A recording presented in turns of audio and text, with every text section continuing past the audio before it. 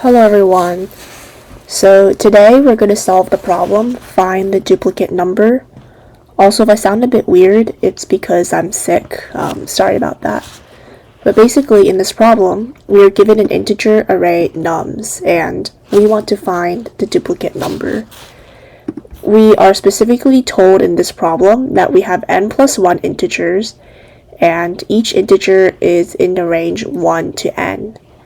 Now this is very helpful because this tells us that we can use the values in the nums array as indices to access other values. So we could treat this array as if it's a linked list, and the values linking the linked list together would be the values in nums. And we will never step out of bounds because if the values are between 1 and n, they will never step out of bounds if we have n plus 1 integers in the array. And we are guaranteed that there is a duplicate number, so if we are looking at a linked list and there's a duplicate, then we should enter a cycle. So the way we can solve this in constant space is to have a fast and slow pointer. If we move the fast pointer twice as fast as the slow pointer, we know that they will meet because we are guaranteed a duplicate, which means there is a cycle. The naive approach in this problem is to have a hash set, and you would add numbers to the hash set and while you're looping through nums, and the moment you see the current value is already in the hash set, you know you found a duplicate.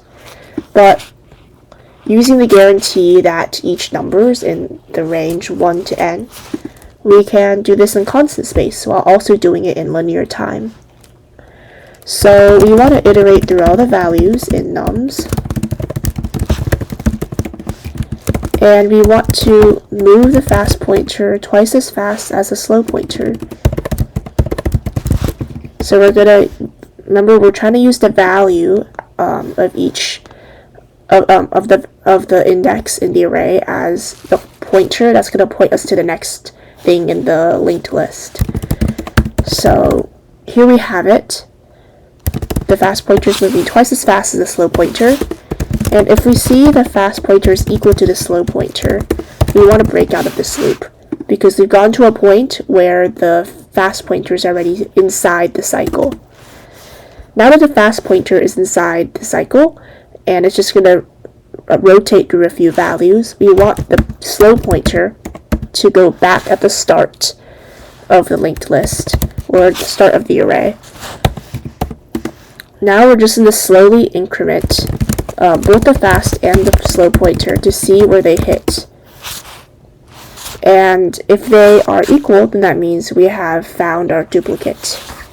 We can be sure that when we find the fast and the slow pointer this way, they will not be the same value. They will not be the same index because we've already guaranteed our fast pointer is inside some sort of loop when we break originally, and we know the slow pointer is a lot slower than the fast pointer, so there's no way that the indices for the fast and slow pointers are the same when they are equal in value here.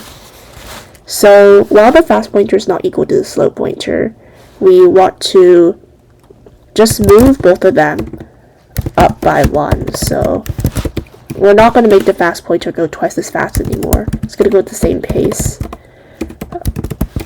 This is because we want them to find each other. Because the cycle could be as small as just 2 values, and if that were the case, then the fast pointer wouldn't have a chance at potentially meeting the duplicate value. And when we break from here, because we're guaranteed there's a duplicate, we know we can return either the fast or slow pointer, we can return either the fast or slow value or pointer, and that will give us our duplicate value.